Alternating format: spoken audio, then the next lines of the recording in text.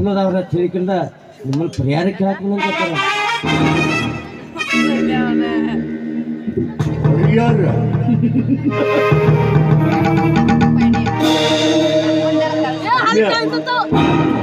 ಇತ್ತಿತ್ತಲಾಗ ರೈತರ ಧರ್ಮದ ಮಕ್ಕಳು ನ್ಯಾಯದ ಮಕ್ಕಳು ಅನ್ನೋದು ಕೇಳಿದೀವು. ಆದ್ರೆ ಇತ್ತಿತ್ತಲಾಗ ನಿಮ್ಮಂತವ್ರು ಏನು ಹಸಿರು ಕಾಯಿಲು ಕೊಳ್ಳಾಗ ಹಾಕೊಂಡು ನಿಂತಿರ್ಲ ಮುಖಂಡರಾಗಿ ಮಳೆಯಾಗಿ ಹಳ್ಳ ಹರಿತಂದ್ರ ಬೆಳೆ ಹಾಳಾಗೈತ್ರಿ ಅಂತೇಳಿ ರೋಡ್ ಮೇಲೆ ನಿಂತು ಧರಣಿ ಮಾಡ್ತೀವಿ.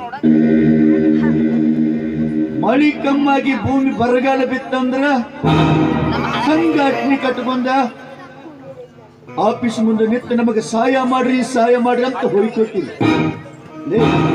ನನಗೊಂದು ಅನುಮಾನ ಬರಾಕೈತಿ, ನೀವೆಲ್ಲ ಏನು ರೈತರ ದರಿಲ್ಲ, ಏನು ನಿಮ್ಮ ಅಪ್ಪಗಾಗಿ ಹುಟ್ಟ್ಯಾರೋ ಏನು ಸರ್ಕಾರಕ್ಕಾಗಿ ಹುಟ್ಟ್ಯಾರೋ ಅಂತ ನಮಗೆ ಸಂಶಯ ಬರತ್ತೆ.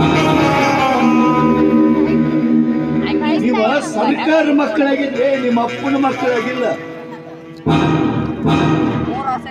ನಿಮ್ಮ ಅಪ್ಪ ನಿಮ್ಮನ್ನ ಗಂಡಸ ಅಂತ ಹುಟ್ಟಿಸಿಲ್ಲನ? ಎಲ್ಲದಕ್ಕೆ ಬಂದಿತ್ರಪ್ಪ ನಮಗೆ ಸಹಾಯ ಮಾಡ್ರಿ, ಪರಿಹಾರ ಕೊಡ್ರಿ ಅಂತ ಕೊಡಂಗಿಲ್ಲ. 1 ಕಿಲೋ ನಯಾ ಪೈಸಾ ಕೊಡಂಗಿಲ್ಲ. ಅಪ್ಪರ ನನಗೇನಂತ ಏನ್ ಬೇಯ್ತಿರಿ ನನಗ ಮನಸ್ಸಿಗೆ ಬೇಜಾರ. ಯಾಕಂದ್ರ ರಾತ್ರಿ ಹಗಲ ಕಷ್ಟಪಟ್ಟು ಬೆಳೆಸಿದ ಕಬ್ಬಿನ ಹಾಳು ಹೇಳಿದ್ರಿ ಕಬ್ಬಿನ ಪಡ. ಅದ್ರಾಗ ಅದ ಕಬ್ಬಿನ ಪಡ ಅದ ಬೆಳೆ ನಮ್ಗ ಉಪಯೋಗ ಯಾಕಂತ ಹೇಳ್ಕಿಂದ ಗೊತ್ತಿಲ್ಲವ್ರಿ ನಾವು. ಅದ ಲಾಭನ ನನ್ನ ತಮ್ಮ ಬೆಂಗಳೂರಾಗ ಸಾಲಿಕಿದಾಕದನ್ರಿ. ಅದ ಪರಿಹಾರ ಆಕೈತೆ ತಿಳ್ಕೊಂಡ ಮನಸ್ಸಿಗೆ ಹಚ್ಕೊಂಡ ರಾತ್ರಿ ದುಡ್ದವ್ರಿ ನಾವು. ಅದ ಹಾಳು ಹಿಂಗೈತಂದ್ರ ನನಗೆ ಭಾಳ ದುಃಖ ಆಕತ್ರಿ ಅಪ್ಪರ. ನನಗ ಇಲ್ಲ ನಾಲ್ಕು ಬೇಡ್ರಿ, ಪರಿಹಾರ ಕೊಡ್ರಿ, ನಿಮ್ಮ ಕೈ ಮುಗಿದು ಕೇಳ್ಕೊತಾನೆ. ಕೊಡಂಗಿಲ್ಲ ಕೇಳಿ ಕಿವ್ಯಾಗ ಹತ್ತಿ ಕಾಲ ಇಟ್ಕೊಂತೀನಿ, ಕೊಡಂಗಿಲ್ಲ ಇನ್ಯ. ಅಪ್ಪರ ನೀವು ರೊಕ್ಕ ಕೊಡಿದ್ರ ನನ್ನ ತಮ್ಮನ ಓದುವ ಅರ್ಧಕ್ಕೆ ನಿಂತತ್ರಿ. ಇಲ್ಲ ನಾಲ್ಕು ಬಾರಿ ನಿಮ್ಮ ಕೈ ಮುಗತಾನ, ಇದ್ರ ನಿಮ್ಮ ಕಾಲಿಗಾರ